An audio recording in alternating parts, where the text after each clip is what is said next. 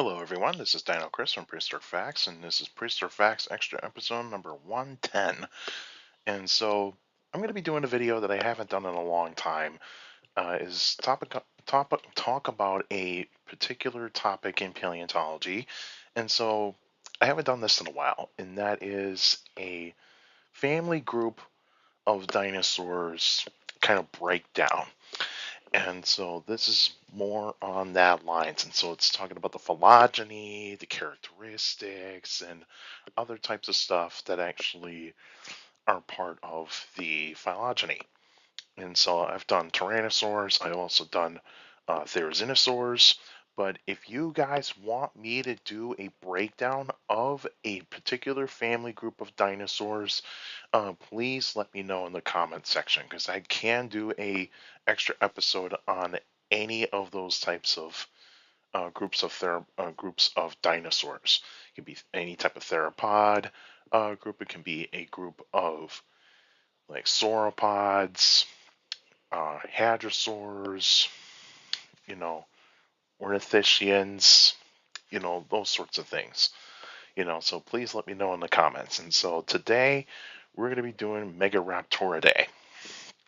We're the Megaraptora, and so this family group of dinosaurs.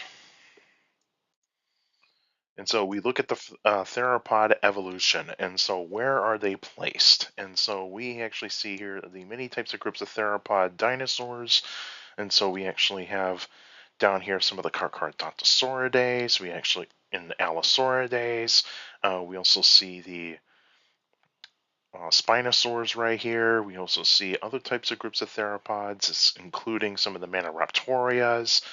And then we actually see Tyrannosaurs down here. Then we get like some of the Ornithomimids and all that sorts of stuff. And then we have the Megaraptora and Megaraptoridae. And so this is basically right up here on the top. So that's where we're going to see the Megaraptoridae. And so they're quite a unique group of theropod dinosaurs. But the thing is, though, is that the Megaraptora's family has been a controversial topic in terms of like where are they placed in the theropod family tree. And so when the Megaraptora dinosaurs were first discovered, it was mainly Megaraptor. Megaraptor was considered to be one of the very first ones. And so at first, it was hypothesized that the Megaraptoras were large dromaeosaurs because of that huge claw that was discovered in Argentina from Megaraptor. And so they believed that Megaraptor was a really large dromaeosaur. And so that all started in the 90s. And throughout the 90s, early 2000s, that was what was hypothesized. And then it grew to possibly be that maybe Megaraptor dinosaurs are possibly spinosaurs because of like the really large claws, because the claws look very similar to Spinosaurids. But is when until we get to the early 2010s is when we start to see a very really good paper about where could they be placed. In early 2010s, Megaraptora was actually placed in the Neovenatoridae. And so they believed it was actually part of the Carnosaura type of tree. So part of the Carnosaura tree. And so that was in the early 2010s. But in the mid 2010s, another paper came out, and it was a rebuttal of that paper, and it was actually thought to believe that the Megaraptorids or Megaraptora were part of an early Tyrannosaur, Tyrannosauridae, because they thought like there's some similarities in terms of bone structure and even like tooth structure in terms of tyrannosaurs. And so they thought like, okay, maybe these are actually like cousins of tyrannosaurs. But it wasn't until the late 2010s and the early 2020s that was when another paper came out, rebuttal of that paper and the previous paper, saying no, these are not tyrannosaurs. These are not Neovenatoridae. These are still part of Coelurosauria, but non-Tyrannosauridae. Non-Tyrannosauridae Coelurosauria. And so, what does that mean? And so that means is that Megaraptora are not tyrannosaurs. They're cousins of tyrannosaurs, but not close cousins. They are just a separate group of Coelurosauria. And so that pretty much says what this is now. Is that right now, Megaraptora are part of the Coelurosauria. So just Coelurosauria, their own group of Coelurosauria. And that's why we actually have these different types of Megaraptorids out there, mainly in the southern hemisphere. Are there some that are possibly going to be found in the northern hemisphere? Yes, there is a possibility, but right now it's all more looking more like that. Majority of the Megaraptoras or Megaraptorids are in the southern hemisphere. So Antarctica, Africa, South America, and Australia. And so, and there's possibly ones in India. You never know. There could be possibly ones in India. But we will have to find more fossil evidence of Megaraptoras. Of where could they possibly be fitting in the theropod family tree? And so, and I got an arrow pointing right here of where the Megaraptora are placed. Now you can see here there is Tyrannosauridae right there. So that kind of says that kind of showcases here is that tyrannosaurs are part of the basal group of Coelurosaurs, and it's kind of the same thing with Megaraptora. Megaraptora are probably similar to tyrannosaurs, is that are basal form of Coelurosaurs. Because they're not totally like advanced, like say the ornithomimids, the oviraptorids, and also the Maniraptora. And the Maniraptora are the dromaeosaurs and the troodontids, and of course modern day birds. And so that's where we actually have the Megaraptora family placed in Coelurosauria. Characteristics of Megaraptorids is that they have long, slender skulls, and so they have really long skulls and thin, and they're not designed for crushing. They're not designed for very powerful bites. These are just animals that have just an average bite force, just an average bite force. So probably similar in terms of a bite force, like say a lion or at least maybe like a certain type of dog, like a maybe say like a pit bull in a way. So like probably say pit bull to lion. That's what I would actually say. From pit bull to lion would be the bite force. They also had small blade-like teeth. Now there was a study based on that tyrannosaur placement of Megaraptorids, is that they uh, indicated that one of the premaxillary teeth is D-shaped, and that's usually in cross section, and that's usually characteristic amongst tyrannosaurs. But when the study was redone in the late 2010s and early 2020s, was that it was only a fang. It was only a fang. Like it was not really another. It was not really like a tooth that you can actually determine that it is a tyrannosaur. It just showcases that it might have tyrannosaur traits, but it's not really a tyrannosaur because there's parts of Megaraptorids that don't have tyrannosaur features, so that's the indication right there. And so small blade-like teeth. They have very long arms, and those arms have large claws on those three fingers on each hand.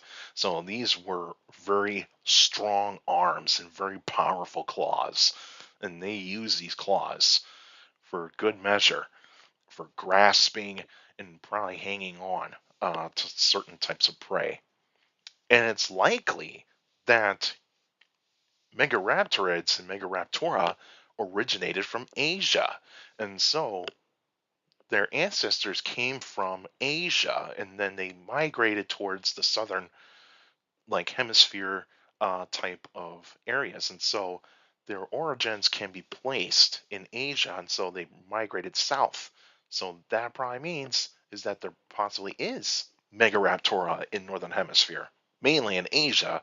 Could there possibly ones be in Europe? There's a possibility.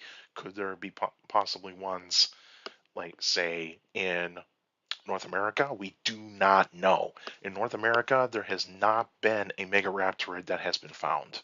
It's mainly been Tyrannosaurs, Carcharodontosaurid, Allosaurid, Dromaeosaur, Troodontid, those types of dinosaurs, and even and also Megalosauridae and Ceratosauridae. Those are the only ones that we actually have in North America. Whereas Megaraptorids, no, we don't have any in North America. But then we actually see that, like, say South America, Africa, Antarctica, and Asia, or in Australia, excuse me, we do find Megaraptorids. And some of these Megaraptorids are icons, like Megaraptor in South America and Argentina. There's also Australopithecus from Australia.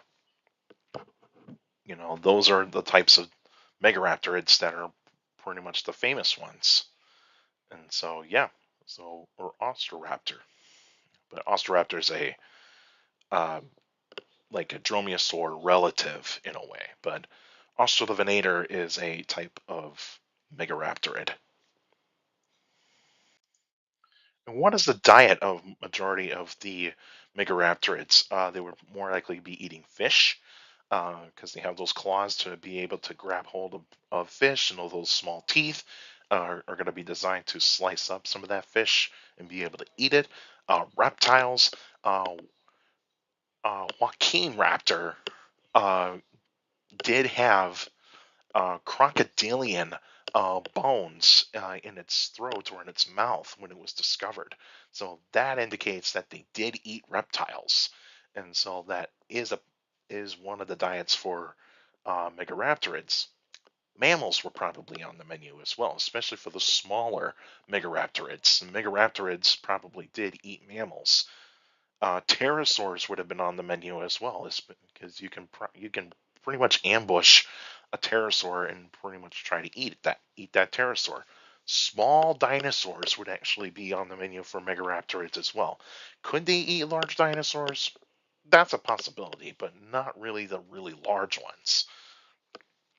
Not like say sauropods. Like sauropods would be way too big for Megaraptorids to take out, especially the healthy adult sauropods. They do not dare go near those. Juvenile sauropods, that's a possibility that they could actually take down a juvenile sauropod.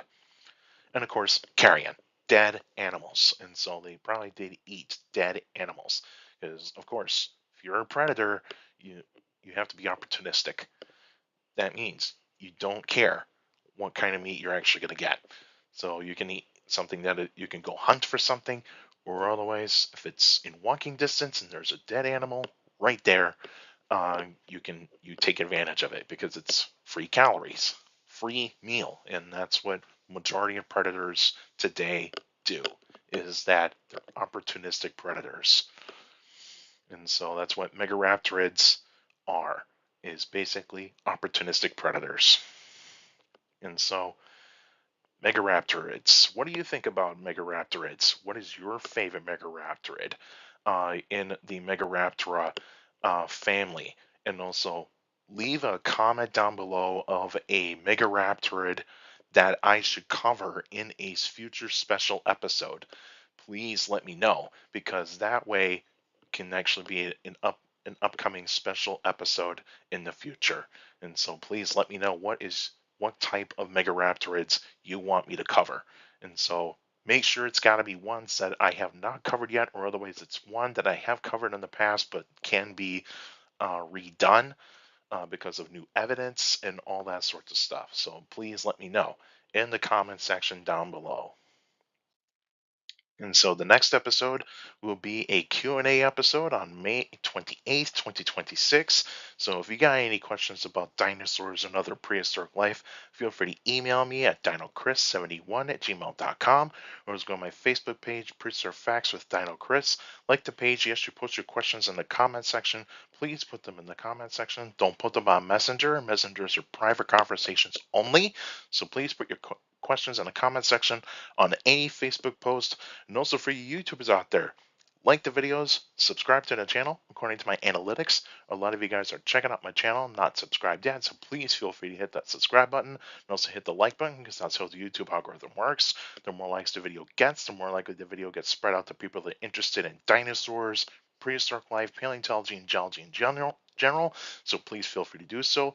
And also share the videos, share the channel to anybody that is interested in dinosaurs, prehistoric life, paleontology, and geology in general. So please feel free to do so. And also hit that notification bell so that we can keep up to date with notifications of every weekly video that comes out. And also, if you go on my post tab on the channel, you actually see I post updates on videos, news on paleontology, mainly in the dinosaur paleontology area, and of course, polls. I post polls every 3 days on the channel, and so you guys can participate in the polls. And you guys are doing a great job of participating in the polls. And also, for you YouTubers out there, leave your questions in the comments section, because I do read them all. All of you guys are sending me questions via email, Facebook, and YouTube. You guys are awesome. Giving me the great questions for the Q&A episodes. So keep up the great work. And also make sure you keep your questions short and to the point. You can also follow me on Instagram at dino.chris.pf. I post pretty cool stuff on there. You can also follow me on Threads, same thing, at dino.chris.pf. I post pretty cool stuff on there as well. Also, take care of people around you. And also, for younger people out there, make sure to listen to your parents, your teachers, and your guardians. It's the best motivation you can have. A good education. It's very important to have a good education. With a good education, get a good job in the future. That's it for now, and I'll see you guys next time.